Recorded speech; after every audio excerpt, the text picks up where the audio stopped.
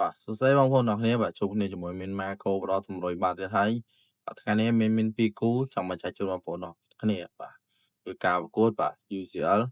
បាទគូទី1គឺ AS Monaco បាទគ្នាជាមួយនឹងបាទ Paris Saint-Germain បាទហើយគូទី2បាទគូទី2បាទជាគូសំខាន់បាទគឺ Benfica ប៉ះគ្នាជាមួយនឹងបាទ Real Madrid តើបងប្អូនเคยចូលរួមទូទីលេងជាមួយមានទាំងអស់គ្នាថាក្រុមពីរនេះបាទក្រុមណាយកឈ្នះក្រុមណាហើយនឹងស៊ីគ្នាប្រមាណគ្រាប់ហើយទូទីលេងនៅក្រោមវីដេអូនេះទាំងអស់គ្នាគូពីរនេះបងប្អូនចង់លេង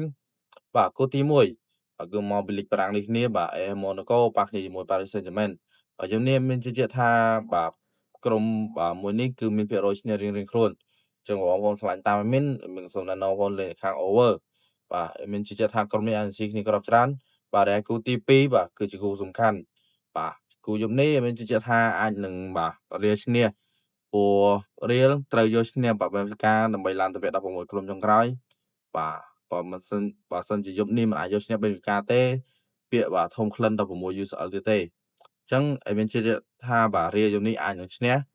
បាទតាមត្រូវអាចស៊ីដៃគ្រាប់តបាទឬមួយស៊ីច្រើនជាងនឹងទៀតគឺ over អញ្ចឹងឲ្យមានតែបាទតម្រូវបាទពីគូនេះទេបងប្អូនឆ្លាញ់ការវីដេអូហើយមានជឿជាក់ថាតម្រូវបាទពីគូនេះគឺជាតម្រូវល្អហើយបងប្អូនចង់បានតម្រូវថែមទៀតបងប្អូនក៏ចុច link ក្រោម profile បាទចូលក្នុងតែរបស់មីនមានតម្លាក់គូបាល់ច្រើនទៀតបាទ100%សុខ